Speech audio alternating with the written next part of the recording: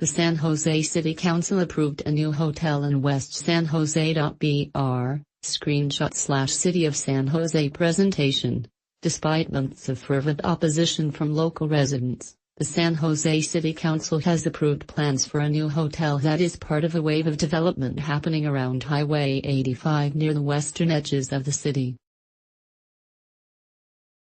Like other projects across San Jose, the fight pits residents who think the city is moving too quickly and haphazardly in approving new development against a city council looking to attract businesses to the area and stop urban sprawl.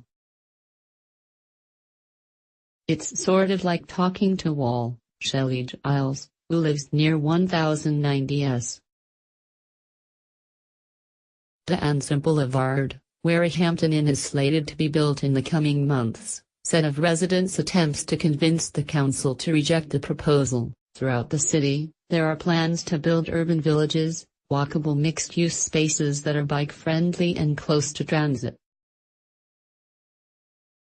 There's a plan to build such a village along D'Anza at some point in the future, but not right away.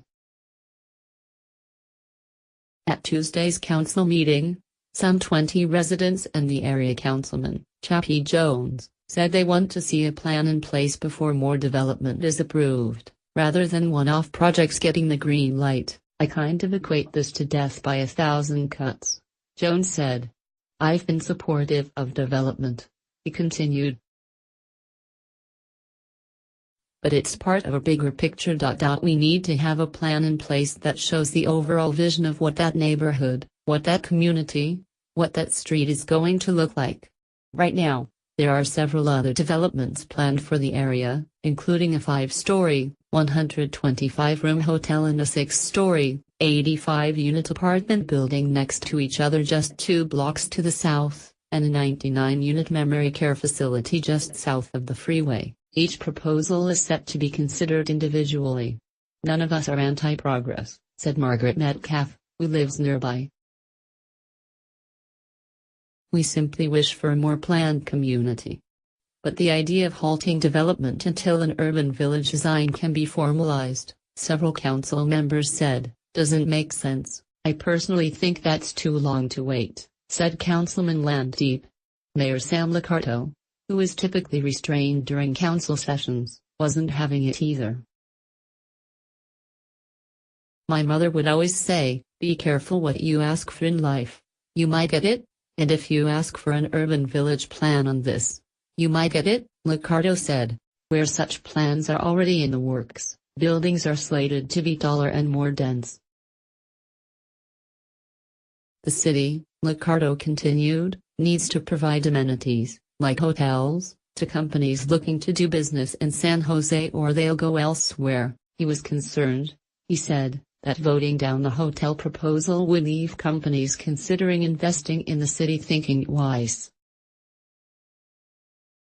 "I have concerns about pulling the rug out here," he said. "That's a risk that could be elevated in West San Jose, one of just a few places in the city where it still makes financial sense for developers, plagued by high construction costs, to build."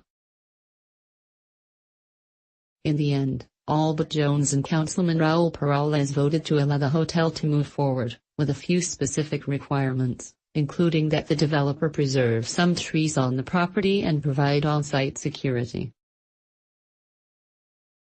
The developer plans to build a 4-story, 90-room Hampton Inn with 51 underground parking spaces that could accommodate up to 79 cars using a valet system and tandem parking.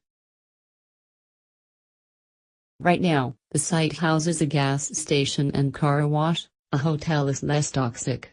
It's less potential danger," said Jim Rotto, an architect with RIS Architects, who spoke on behalf of the developer at the council meeting.